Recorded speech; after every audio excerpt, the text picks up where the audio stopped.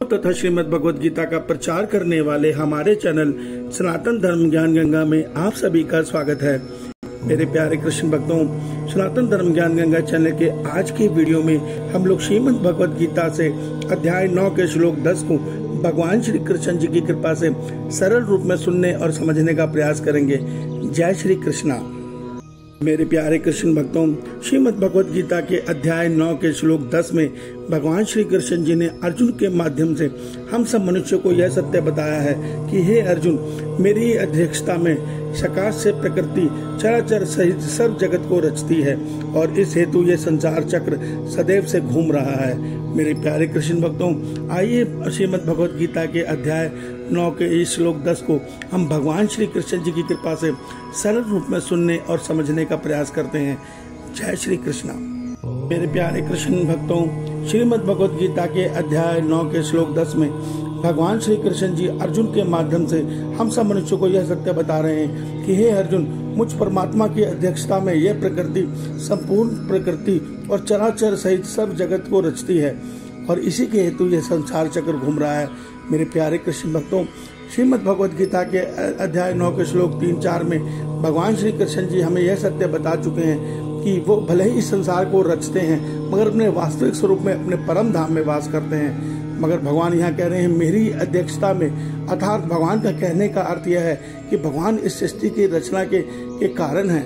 भगवान ने इस सृष्टि की रचना के संपूर्ण नियम बनाए हैं। भगवान ने ही वो प्रकृति रूपी वो शक्ति बनाई है जिसके द्वारा संपूर्ण ब्रह्मांड, संपूर्ण सृष्टियों और संपूर्ण भूतों की रचना होती है, अर्थात समस्त प्राणियों की रचना होती है।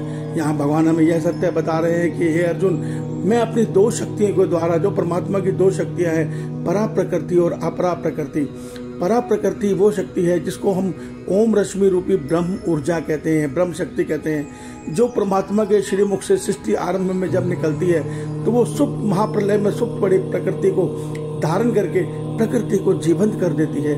ये उसी प्रकार है जिस प्रकार एक इलेक्ट्रॉनिक डिवाइस विद्युत के मिलने पर जीवंत हो उठता है, ठीक इसी प्रकार परमात्मा की प्रकृति, इस परमात्मा की ब्रह्म रूपी शक्ति परा ऊर्जा के द्वारा जीवंत हो उठती है और ये प्रकृति रूपी यंत्र में नाना प्रकार की क्रियाएं होने लगती हैं जिससे मनस तत्व, अहंकार तत्व, पंच महाभूत, क्षितिजल, पावक, गगन, समीरा बनने आरंभ हो जाते हैं, जिससे सृष्टि की रचना होती है। फिर समस्त भूतों की रचना था, समस्त योनियों में अलग अलग प्राणियों की, अलग अलग योनियों में अलग अलग प्राणियों की रचना होती है।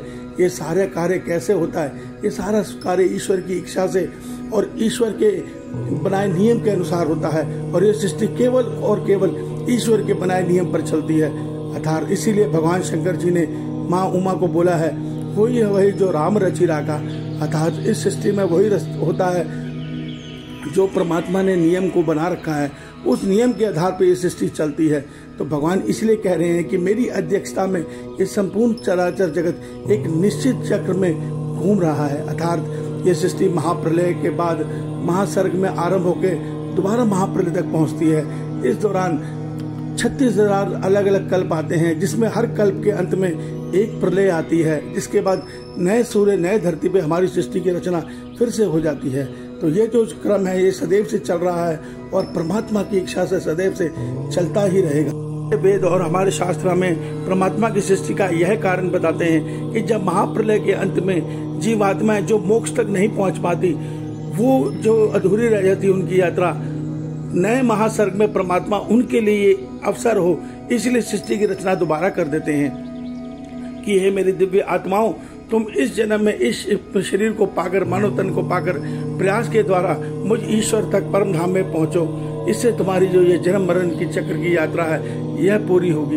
ये सारा का सारा कार्य परमात्मा की इच्छा से और परमात्मा की अध्यक्षता में प्रकृति कर रही है और उस प्रकृति को चेतन ऊर्जा दे रहे हैं हमारे परमात्मा ओम रश्मि के रूप में।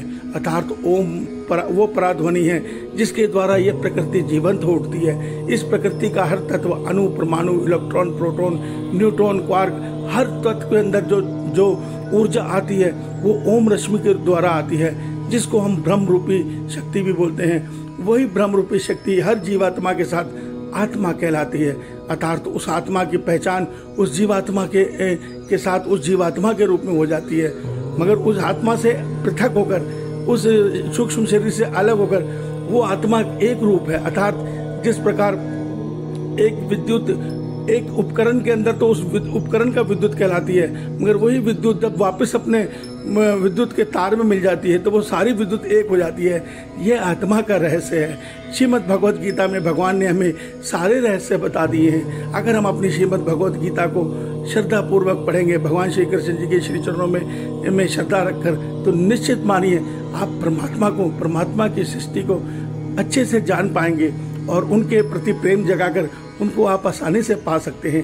प्रेम का अर्थ होता है जहाँ केवल संसार की कोई इच्छा ना हो, केवल अपने प्रभु को पाने की इच्छा हो, वही सच्चा प्रेम है। जो मीरा ने किया, जो सूरदास जी ने किया, जो नानक देव जी ने किया। ईश्वर आप सबका कल्याण करें। आपका दिन शुभ हो। जय श्री कृष्णा, जय श्री कृष्णा।